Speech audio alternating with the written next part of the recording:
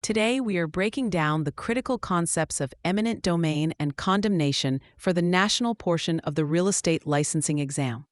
You must distinguish between the government right and the actual legal process used to exercise that right. Eminent domain is the inherent power of federal, state, and local governments, as well as some public utilities and railroads, to take private property for public use. This power is rooted in the Takings Clause of the Fifth Amendment to the United States Constitution, which provides two specific protections for property owners. First, the property must be taken for a legitimate public use. Second, the government must provide just compensation to the owner. On your exam, you will likely see questions designed to confuse the right with the action.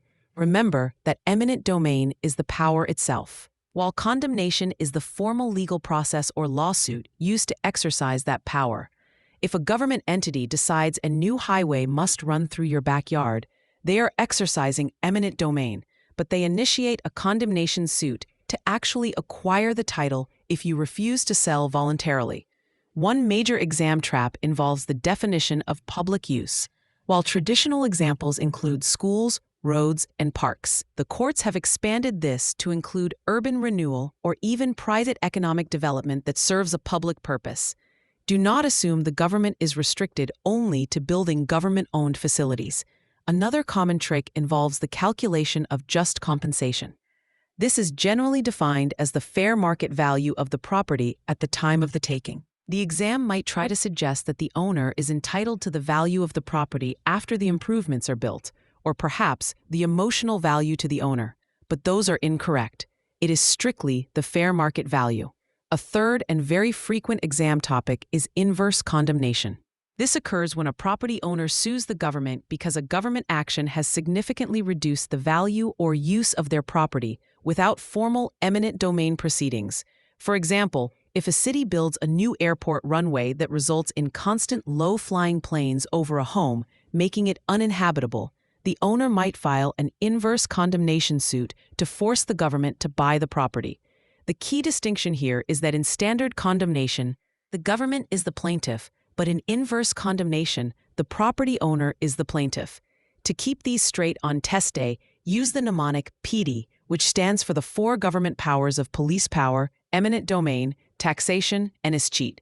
Within the eminent domain category, remember the acronym ICE. The letter I stands for intent, where the government declares its need.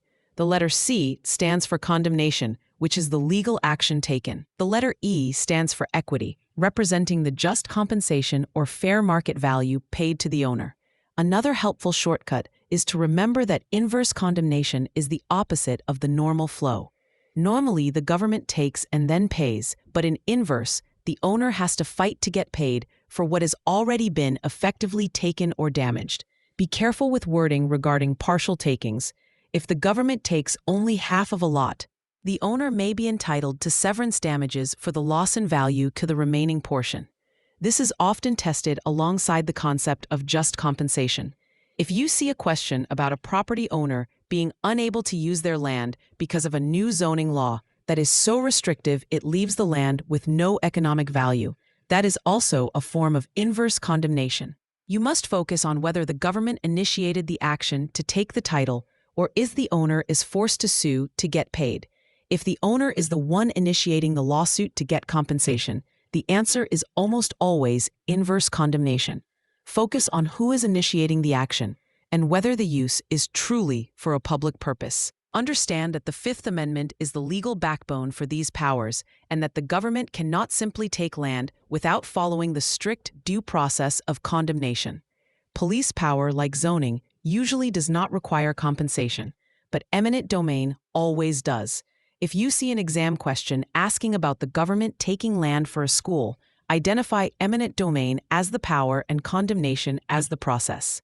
If the question mentions an owner suing because a new highway blocked all access to their business, identify that as inverse condemnation. Stick to these clear definitions, and you will navigate this section of the national exam successfully.